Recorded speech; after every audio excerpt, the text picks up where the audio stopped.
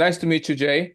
I mean, Yep. thank you so much for your time today. I know you are very busy right now because you have a link with both Brentford and Tottenham, so many guys will looking for you. Thank you very much for your time.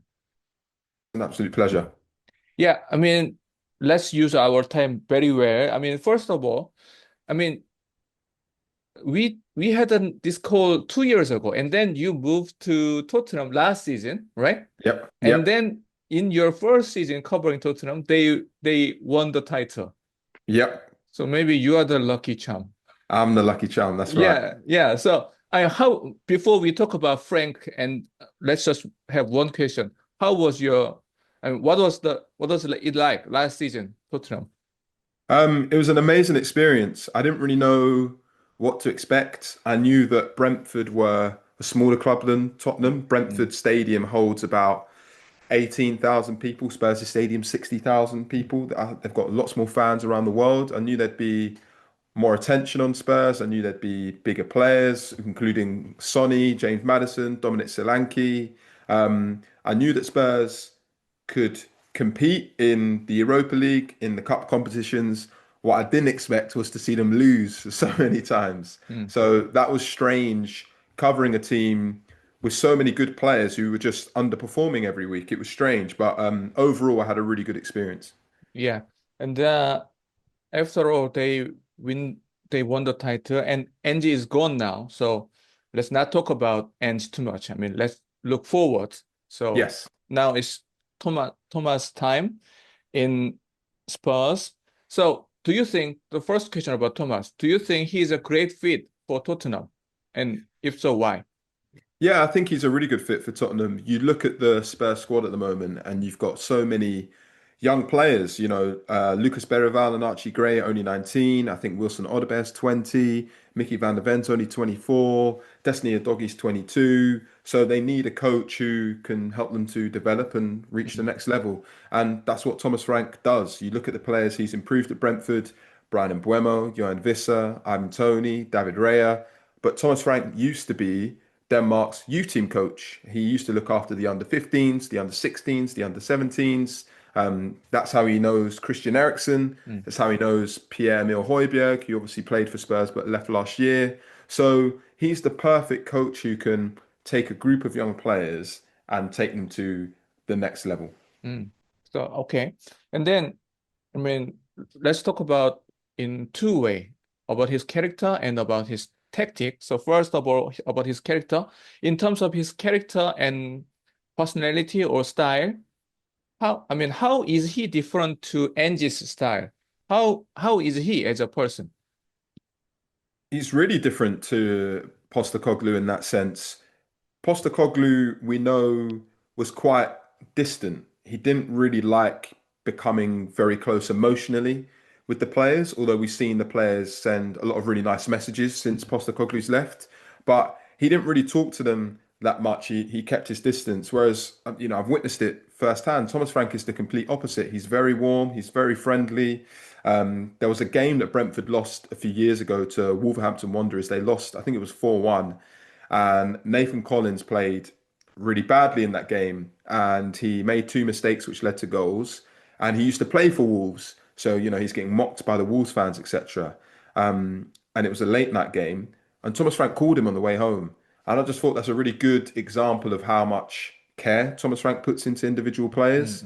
mm, He obviously had Ivan Toney when Toney was banned for 8 months for the betting offences, and Thomas Frank used to speak to him regularly. I've had other conversations with players where they talk about Thomas Frank checking in when they're injured. He's so warm and open. Players can always go into his office. So at Brentford, I don't know what the canteen looks like at Spurs, but Brentford's canteen is open plan. So basically, everybody sits with everybody.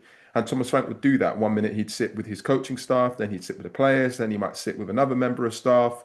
So he's a really, really friendly person. And that's the same in press conferences. mm, mm. I've shared a few videos on my social media if people are interested, but there are many times where he's made a joke with me in a funny way in press conferences. So he's quite different to Postecoglou. I mean, we can expect fun press conference next season, hopefully. Yeah, Yeah. exactly. And then, I mean, especially he will like you because he knew. I mean, Exactly. Let's hope so. yeah, yeah. So, I mean, you can be the number one sports journalist from next season. Yeah, Uh, I'll try. Okay, and then about tactics now. Let's get into a bit more specific and concrete from here. So, about what I mean, it is very widely known that he used many different kind of tactics, many positions as well. And so do you expect there could be many changes to Spurs next season? And also, what do you think? Uh, Most likely the first, I mean, position or tactic at the start of next season? Yeah, in a perfect world, Mm, Thomas Frank would use 4-3-3, so mm, very similar to Postecoglou, although the details of that 4-3-3 is going to be different. So when you look at Brentford when they were in the Championship, they had Brian Mbeumo, Saad Benrahma, Ollie Watkins up front, three very quick, dynamic players, and that brought them a lot of success. And then when they bought Ivan Toney, who's a traditional centre forward, a target man, they changed. And when they were the first couple of years in the Premier League, they mainly used a 3-5-2 with aggressive wing backs, and it just meant that when they didn't have the ball, they were a back five. And what they do a lot of the time, David Raya, the goalkeeper, would get the ball, he'd hit it long towards Ivan Toney, who'd hold the ball up, he'd bring Brian Mbeumo into play. But that's because Brentford recognised the first couple of years in the Premier League were going to be extremely difficult. They needed to mm, be defensively solid. They needed to respect the fact other teams were going to have more on the ball, and it really worked for them. Then after they've been in the Premier League for a couple of years, they switched to a 4-3-3. This season they've played more of a 4-2-3-1, and that's because Thomas Frank is very clever at identifying subtle tweaks that need to be made to bring the best out of a player. So Mikkel Damsgaard, who struggled with injuries for his first couple of years at Brentford, has been phenomenal last season, playing as the number 10 in a 4-2-3-1. And Brentford had three players in the Premier League this season reach double figures for goals. I think the only other teams to do that were Brighton and Liverpool. Vissa and Buemo and Kevin Schade was such an exciting front three. You know, the speed, the skill, they could switch different positions. And so if I was telling people to keep an eye out on something, what Thomas Frank likes is a little bit of unpredictability. We've seen Spurs this season have Son on the left, or Odegaard or Tell, Brennan Johnson on the right, Solanke down the middle. What I would expect with Thomas Frank is that he might encourage those players to move around a little bit more. So Sonny might appear on the right or through the middle. Solanke will pull to the left, just to mix things up a little bit and be a little bit harder for teams to work out. mm. All right. I mean, we will see because I mean, as especially we are having the transfer window, so now it's hard to 100% and I mean predict, but we will see, and it's good to know about that. And then the next question, let's the biggest curiosity from Korean fans to Thomas is that whether he will use current players, how much he will use current players or not. So let's talk about that into position. So from goalkeeper, do you think he will keep all goalkeepers? I mean, goalkeeper and defense, midfield, forwards. How do you expect?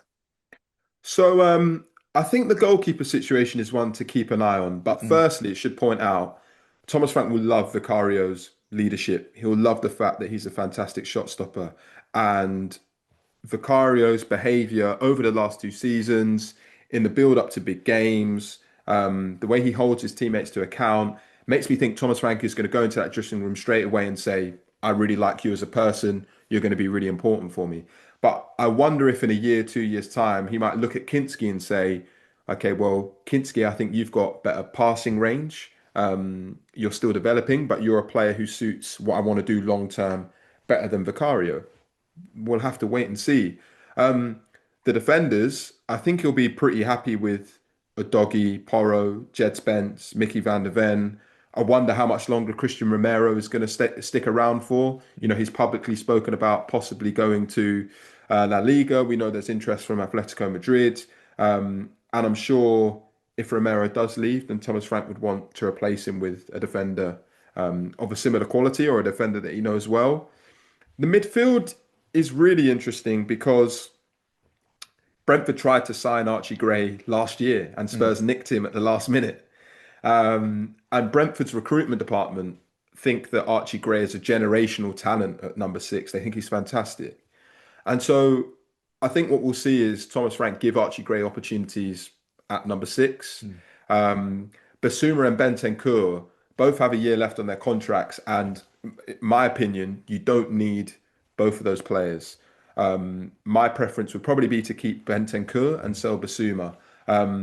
But I still don't think Bentancur is a perfect holding midfielder. So you could argue that you sell Basuma, you keep Gray, you keep Bentancur, but you still need a number 6 now, and they can rotate with Archie Gray.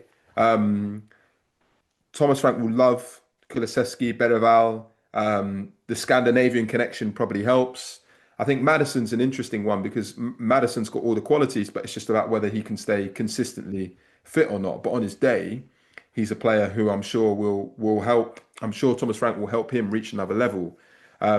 Similarly to Archie Gray, Brentford tried to sign Brennan Johnson on so many times, more times than you and I have had dinner.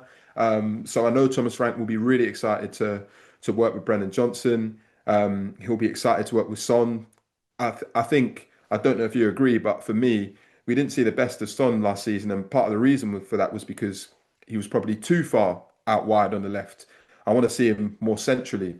And I do think that Thomas Frank is very good at saying, you're my best player. All I have to do is get the best out of you. Everything else will take care of itself. So I'll be intrigued to see if he tweaks with Son's position. He'll love Solanke. Solanke, I think, is probably the perfect type of striker for Thomas Frank. He works hard, he presses, he can hold the ball up, he can run in behind.